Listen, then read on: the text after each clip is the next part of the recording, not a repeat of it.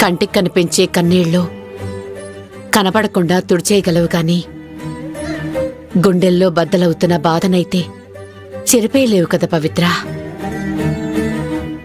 ఓదార్పు నేనున్నాను అని ధైర్యాన్నివ్వగలదు. ఆ క్షణానికి కాస్త ఊరట కలిగించగలదు. కాని బాధని శాశ్వతంగా తగ్గించలేదు. కష్టాన్ని కన్నీళ్లతో బయటకు పంపి ఆవేదాన్ని గుండెల్లో అణుచుకుని ముందుకు వెళ్ళక తప్పదు పవిత్ర.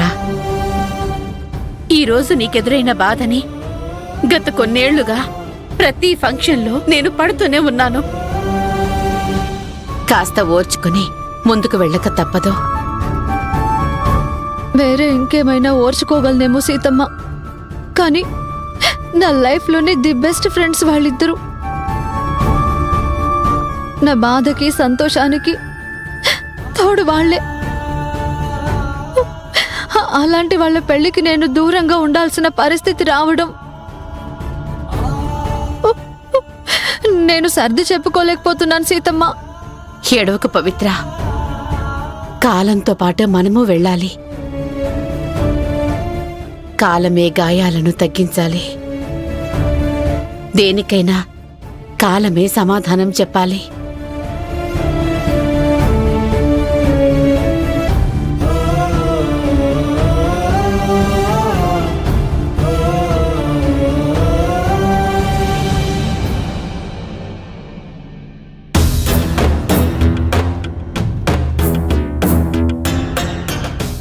విన్నావుగా నాన్న, ఇదే మంచి టైం.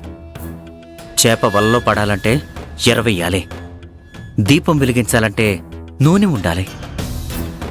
చిన్నవాళ్లు మన దారిలోకి రావాలంటే ఇలాంటి పెద్దవాళ్ళకి నమ్మకం కలిగించాలి. అర్థమైందనుకుంటాను. చెప్పావుగా, మిగతా కథ నేను నడిపిస్తాను.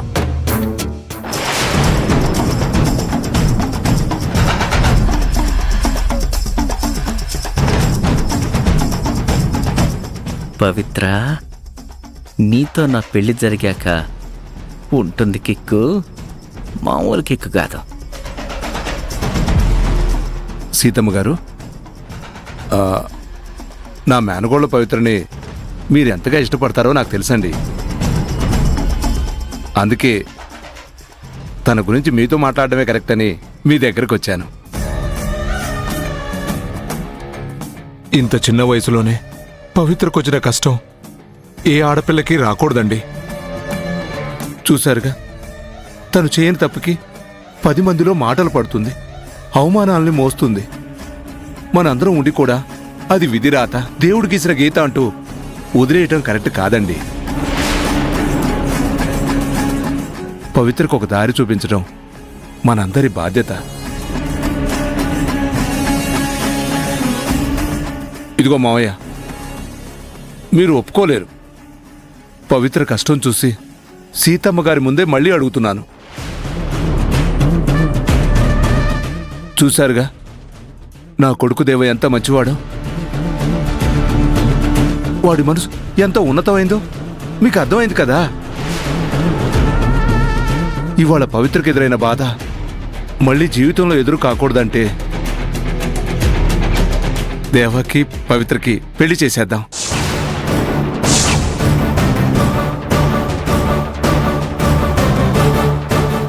అయినా అప్పుడే పవిత్రకి ఏం వయసు అయిపోయిందని? చిన్నపిల్ల. దేవాకి పవిత్ర అంటే చాలా ఇష్టం, ప్రాణంగా చూసుకుంటాడు. ఇందాక చూశారు కదా, మరదల్ని మాట అన్నివ్వకుండా నాకే ఎలా ఎదురు తిరిగాడు చూసారా? పెళ్లి చేస్తే పవిత్రకి అవమానాలు కన్నీళ్లు అన్నీ తప్పుతాయి. అమ్మా, తన సంతోషాన్ని దూరం చేయొద్దనే నా కోరిక. ఆ తర్వాత మీ ఇష్టం.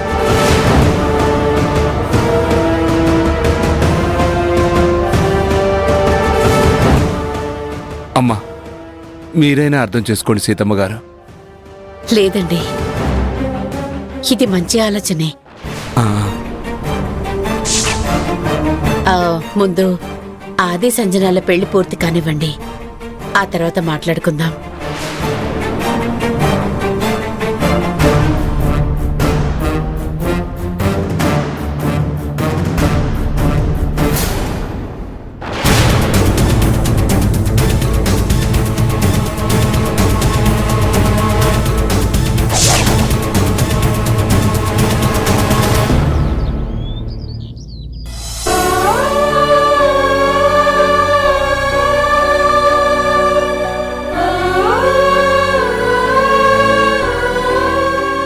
నేను పెళ్లిలో ఇన్వాల్వ్ అయితే సంజుకి నచ్చదు.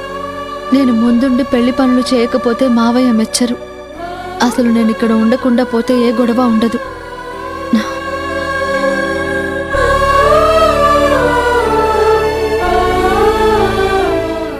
పవిత్ర, బ్యాగ్ సర్దుతున్నావేంటమ్మా? ఏం చేయమంటావు నానమ్మ? మనసు కంటే విధిరాతకే బలం ఎక్కువ. కోడలి కంటే గ్రహచారానికి ఆచారానికి విలువెక్కువ.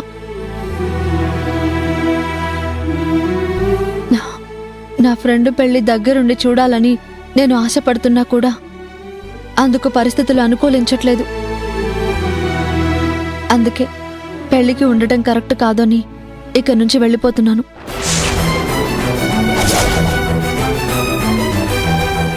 సీతమ్మా,